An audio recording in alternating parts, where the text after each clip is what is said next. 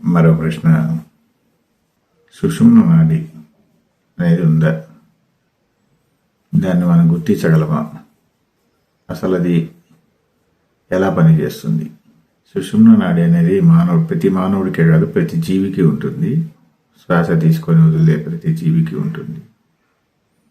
అది శ్వాస ఆధారంగా పనిచేయదు. అందరికీ దాని మీద అపోహ ఉంది. సుషుమ్న అనేది అసలు అది కనుక్కోవడం కుదరదు. ఎక్కడ ఉంది ఏంటి అనేది కనిపెట్టాలంటే కుదరదు. యోగ శాస్త్రం ప్రకారం ఏంటంటే మూలాధారము, మూల భాగం నుంచి తల భాగం వరకు వెన్నుముకలో నుంచి వచ్చి లోపల ఉన్నటువంటి లోయర్ సెరబెల్లానికి కనెక్ట్ అవుతుందని చెప్పి ఉంటుంది. కానీ వాస్తవానికి అక్కడే ఉంటుంది. ఇది వెన్నుముక భాగంలోనే ఉంటుంది. అంటే వెంట్రుకలో 100వ వంతు సన్నగా ఉంటుంది. అంత సన్నగా ఉంటుంది. ఒక వెంట్రుక కనపడుతుంది కదా, ఆ కనపడేది కాకుండా దాంట్లో 100వ వంతు ఉంటుంది ఆ సుషుమ్నం. ఇది ఏం చేయంటే తల భాగంలో ఉన్నటువంటి పీనియల్ గ్లాండ్కి కనెక్ట్ అవుతుంది. ఇది ధ్యానంలో తీవ్ర స్థాయిలో ఉన్న వాళ్ళకు అది గుర్తించగలరు. ఎప్పుడైతే ధ్యానంలో శ్వాస ఆగిపోద్దో అప్పుడు ఆ సుషుమ్న యొక్క తేజస్సు తెలుస్తుంది. కానీ ఈ ప్రపంచంలో సుషుమ్నను యాక్టివేట్ చేయటం కానీ లేదా సుషుమ్నలో మార్పులు తీసుకురావటం కానీ అది ఎప్పటికీ జరగదు. అలా చేసేవారు భూప్రపంచంలోనే పుట్టలేదు ఎవరు. ఎందుకంటే సుషుమ్న అనేది పూర్తిగా వేరే లోకాల నుంచి ఆపరేట్ జరుగుతూ ఉంటుంది. అది ఎవరు చేసుకోవడానికి లేదు, అది ఎవరు కనిపెట్టలేరు. అలా కనిపెట్టి దాన్ని యాక్టివ్ చేయటం కానీ లేకపోతే డియాక్టివ్ చేయటం కానీ లేదా దాంట్లో శ్వాసలను తీసుకుని వచ్చి నింపటం కానీ జరగదు. ఎందుకంటే సుషుమ్న అనేది పైపు కాదు, అది దాంట్లో గాలిని నింపటానికి.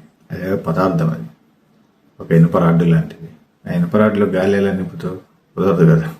అది పీనియల్ గ్లాండ్ కనెక్ట్ అవుతుంది. అది వేరే లోకాల నుంచి ఆపరేట్ అవుతూ ఉంటుంది. దాని యొక్క తేజస్సు, దాని యొక్క శక్తి. కానీ సుషుమ్న అనేది దాని స్థితిని తెలుసుకోవచ్చు ధ్యానంలో. ఎప్పుడైతే మీరు ధ్యానంలో గాలిని స్తబ్దత చేయగలరో, అంటే గాలిని తీసుకోవాల్సిన స్థితి, మనం లోపలికి తీసుకోవాల్సిన స్థితి ఎప్పుడైతే అవసరం లేదో అప్పుడు అది మనకు తెలుస్తుంది లోపల ఇంకోటి ఉంది. అదేంటంటే గాలి ఆధారంగా పనిచేయలేదు. ఒక శక్తి మేధస్సు ద్వారా పనిచేస్తుంటుంది, ఒక తేజస్సు ద్వారా పనిచేస్తుంటుంది. జీవ సమాధిలో ఉండే వాళ్ళకు సుషుమ్న ద్వారా బతుకుతారు. వాళ్ళకి గాలి అవసరం ఉండదు, లోపల ఆక్సిజన్ అవసరమే లేదు.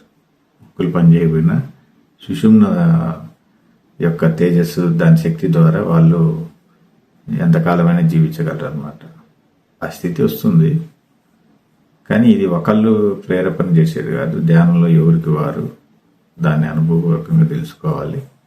బట్ దాని యొక్క శక్తి తెలుస్తుంది తప్ప దాన్ని వీళ్ళు ఎవరు ఏమీ చేయడానికి కుదరదు. అసలు ఈ ప్రపంచంలో దాన్ని యాక్టివేట్ చేసే వాళ్ళు పుట్టలేదు ఇప్పటివరకు. ఇంకెవరు పుట్టరు కూడా భవిష్యత్తు. దానికి అలాంటి వ్యవస్థ ఉంది. అందుకని అది అన్నీ తెలుసుకొని ఏం చేయాలి ముందు, అది కదా ఇంపార్టెంట్. సపోజ్ సుషుమ్న గురించి తెలుసుకున్నాము, తర్వాత ఏం చేయాలి, ఎందుకు ఏం తెలుసుకొని ఉపయోగం ఏంటి? ధ్యానం చేసుకుంటూ పోతూ ఉండటమే. పూర్తి స్థాయి ధ్యానంలో నిమగ్నం అయ్యావు కదా, అవధూత స్థితి వచ్చిన తర్వాత ఇంకేం తెలుసుకోవాల్సిన అవసరం లేదు, ఏమీ చేయాల్సిన అవసరం లేదు. ఏం విశ్వగురువుల యొక్క సిద్ధాంతాలు వాళ్ళ శక్తిని బట్టి అవన్నీ ఏర్పరిచారు. వాళ్ళ టెక్నాలజీ ఏదో వాళ్ళకు ఉన్నది. ధ్యానం అనే సాధన పట్టుకుంటే సరిపోతుంది. దాంట్లో ఎన్నో అనుభవాలు వస్తాయి, ఎన్నో జ్ఞానం వస్తూ ఉంటుంది. అంతే, సాక్షిగా చూస్తూ ఉండటం. సుషుమ్నలో సపోజ్ మీరు తేజస్సును కనిపెట్టారు. అక్కడ ఒక తేజస్సు ఉంది, ఒక తెల్లటి వెలుగు దాంట్లో తిరుగుతూ ఉంటుంది. సరే, చూస్తూ ఉండండి అంతే. ఇంకా దాని గురించి పరిశోధన ఎందుకు? దాన్ని ఏదో చెయ్యాలి. మనము యోగశాస్త్రాన్ని ఏం తయారు చేయం కదా, లేదా మంత్రశాస్త్రాన్ని తయారు చేయం కదా. దాన్ని ఎట్లా ఉపయోగించుకోవాలి ఏంటని ధ్యానంలో మనం పరిపక్వత తీసుకొని వచ్చి అల్టిమేట్ లెవెల్కి వచ్చిన తర్వాత, ముక్తి వచ్చిన తర్వాత సచ్చిదానంద స్వరూపులుగా మారుతాం. ఇంకా దేని మీద ధ్యాస ఉండదు, ఏది మనకు అంటదు. పాపాలు అంటావు, కర్మలు, ఏ కర్మ మనకు అంటదు, పుణ్యాలు కూడా అంటావు. అన్నిటికీ అతీత స్థితి వస్తుంది. ఆ స్థితి సాధించడమే మనకు ముఖ్యం. వీటన్నిటి కూడా తెలుసుకొని ఉపయోగం ఏంటి? మనకు నంబ ఊరోసి మేనకలను వశపరుచుకోవటం ఇలాంటివన్నీ ఉంటాయి. అప్సరస తాంత్రిక విద్యలు అన్నమాట. ఈ అప్సరస తాంత్రిక విద్యల్లో దశమహావిద్యల్లో అప్సరస తాంత్రిక విద్యలు అప్సరసాన్ని మనం వశపరుచుకొని తన ద్వారా మనం సుఖపడి లేదా సంపదలను తన ద్వారా తీసుకొని తనతో జీవితాన్ని చేయటం అనేది ఈ యొక్క తాంత్రిక విద్య యొక్క ముఖ్య ఉద్దేశం అనమాట. మొట్టమొదట ధ్యానం చేస్తూ ఉన్నప్పుడు ఆమెను దృష్టిలో పెట్టుకొని చేస్తున్నప్పుడు చాలా అనుభవాలు వస్తాయి. పక్కనే కూర్చున్నట్టు వస్తుంది, పెళ్లి చేసుకున్నట్టు వస్తుంది, ఇవన్నీ వస్తాయి. అవన్నీ మాయ అనమాట. కానీ అవి దాటుకొని వెళ్ళాలి దాంట్లో సాధనలో. ఎందుకంటే ఇది ఎప్పుడైతే 1,20,000 జపం చేస్తాడో ఆ అప్సరస సాధనలో ఆ తర్వాత ఆమెతో కలిసి పక్కన కూర్చున్నట్టు ఆ స్పృహ వస్తుంది. ఇంకా సాధన మళ్ళీ కొనసాగిస్తే ఇంకొంచెం అడ్వాన్స్డ్గా ఆమెతో సంభోగం చెందినట్టు, ఆమెతో మాటలు వినిపిస్తున్నట్టు ఇలా తెలుస్తుంది. ఇంకా సాధన చేస్తుంటే ఏ లోకంలో ఇది అప్సరస ఉందో, సపోజ్ మేనక గురించి చేస్తున్నాను అనుకుందాం.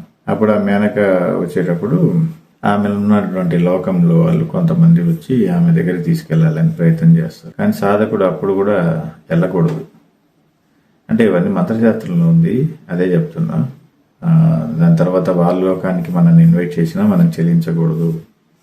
ఆ తర్వాత కొంత శ్వాసనలతోటి ఒక మిస్మరైజ్ ఒక స్ట్రక్చర్ వస్తుంది అనమాట దీంట్లో. అంటే చాలామంది అప్సరసలు వచ్చి ఒక సువాసనలతోటి తనని మంత్రముగ్ధుని చేయాలని చూస్తారు. కానీ అక్కడ కూడా ఆగకూడదు. 5వ స్టేజీలో అస్సలు ఆవిడ వస్తుంది ఇక. కానీ ఈ మధ్యలో ప్రాసెస్లో ఎక్కడ ఆగినా సరే అతను అనుకున్న సాధన ఫెయిల్ అయిపోద్ది ఒకటి, తను చాలా నష్టపోతాడు. ఎందుకంటే అది మాయ, తనకు దొరకదు, అది మాయ చేయబడతారు అనమాట. కానీ సాధన చేస్తూ పోతే మాత్రం క్రియేట్ అవుతుంది. అప్పుడు ఆ మేనక వాళ్ళు వస్తారనమాట. ఇది శాస్త్రంలో ఉన్నటువంటి అనమాట. ఇక్కడ మనం అర్థం చేసుకోవాల్సింది ఏంటంటే, ఇక్కడ మనము ధ్యానంలో ఏదైతే మనం తెలుసుకుంటున్నామో, అంటే సుషుమ్న గురించి కానీ వీటి గురించి కానీ తెలుసుకుంటున్నాము, అవన్నీ కూడా మనము పట్టించుకోకూడదు. ఉంటే ఉన్నది, అవసరం లేదు. ఆ తేజస్సు చూసినాం, సాక్షిగా చూసి వెళ్ళిపోవటమే, ఇంకా ముందుకు వెళ్ళిపోవటమే, సాధన చేసుకుంటూ వెళ్ళటమే. స్ట్రక్ అవ్వకూడదు ఎక్కడ. ఈ సుషుమ్న యాక్టివేషన్ అసలు ఎలా చేస్తారు? అసలు అది అసంభవం కదా. సుషుమ్న యాక్టివేట్ చేయటం అనేది దైవికంగా, అది భగవంతుడు సృష్టి భాగంగా ఉంటుంది. సృష్టికి విరుద్ధంగా వెళ్ళి దాన్ని అప్డేట్ చేయటం అనేది అసలు జరిగే పని కాదు. అది అబద్ధం అసలు. అందుకని ఇవన్నీ నమ్మకండి. సుషుమ్న యాక్టివేషన్లు డబ్బులు తీసుకొని 3 నెలలు 4 నెలల కోర్సులు ఏవో చేసి లక్షల ఫీజులు వసూలు చేస్తారు. అంతేగాని అవన్నీ పనిచేయవు. ఎంత వేస్ట్ ప్రాసెస్. ధ్యానం చేసుకుంటూ ఇలాంటి ఎన్ని అనుభవాలైనా రాయండి, వదిలేసేయండి. అంతే, చేసుకుంటూ వెళ్తా ఉండండి. అంతే. ఒకరోజు మీకు మనసు తేలిక పడుతుంది, శరీరం కాంతివంతంగా తెలుస్తుంటుంది. మీ యొక్క గోర్లు, మీ యొక్క శరీర భాగాలు ఇవన్నీ చాలా వెలుగుతూ నిండిపోయి ఉంటాయి. అప్పుడు మీరు ఆ స్థితికి వచ్చినట్టు అర్థమైంది అనమాట. దాని తర్వాత నుంచి ప్రపంచం వేరేలా ఉంటుంది. శ్రద్ధ తగ్గిపోతుంది పూర్తిగా. ఈ భౌతికమైన వాటి మీద శ్రద్ధ ఉండదు. ఆ స్థితి వస్తుంది. ఆ తర్వాత నుంచి స్టెప్ బై స్టెప్ అయి మీరు చాలా వేగవంతంగా మోక్షానికి ఒక మార్గం ఏర్పడుతుంది. ఆ మార్గం కూడా తెలుస్తూ ఉంటుంది, ఎలా దాన్ని ఓవర్కమ్ చేయాలని. అలా చేస్తూ పోతే మీరు ముక్తి సాధిస్తారు. మనసు ఒకసారి మీరు ముక్తి సాధించారని మీకు అర్థమవుతుంటుంది, కూడా తెలుస్తుంటుంది. మీ మైండ్కి, మీ యొక్క జ్ఞానానికి, ఆ మేధస్సుకి, మిమ్మల్ని పరిపాలించేటువంటి ఆ మేధస్సుకి, ఓకే, ఇతను ఎవరైతే సాధకుడు ఉన్నాడో ఆ సాధకుడు ముక్తి సంపాదించాడు, అయిపోయింది. సంపాదించేది కాదు, అది ఆల్రెడీ ఉంటుంది. దానికి సంబంధించిన వికారాలన్నీ తొలగిపోతాయి అన్నమాట. తొలగిపోయి అసలు మిగులుతుంది. మనం ధ్యానంలో చేసేది అది. అప్పుడు ఏదైతే అసలు మిగిలిందో ఇక భూమి మీద పని ఉండదు. వెళ్ళి నక్షత్రంగా పడేస్తారు. యుగాలు ధ్యానం చేసుకుంటూ కూర్చోవటమే. ఎప్పుడున్న విశ్వగురువులు పిలిచి ఫలాని లోకంలో ఫలాన్ని తక్కువ పడింది, కొరత జరిగింది, మీరు వెళ్ళి సేవ చేసిరండి అని చెప్తారు. చేసేది వచ్చి మళ్ళీ ధ్యానంలో కూర్చోటం. అంతే. చాలా అద్భుతంగా ఉంటుంది. అసలు ఎవరైతే ఉన్నారో, సృష్టికర్త ఎవరైతే ఉన్నారో, ఎవరైతే ఈ విశ్వగురువుని సృష్టించారో వాళ్ళు కూడా భగవంతుడు ఆధీనంలోనే ఉంటారు. ఇంత స్థితి ఆ ధ్యానంలో వస్తుందంటే అర్థం చేసుకోండి ఎంత గొప్ప స్థితి. ఈ పనికిరాని చెత్త అంతా మోసి మైండ్లో ఆ స్థితి మీరు పోగొట్టుకుంటున్నారు. వేరే ఏవి పట్టించుకోమాకండి.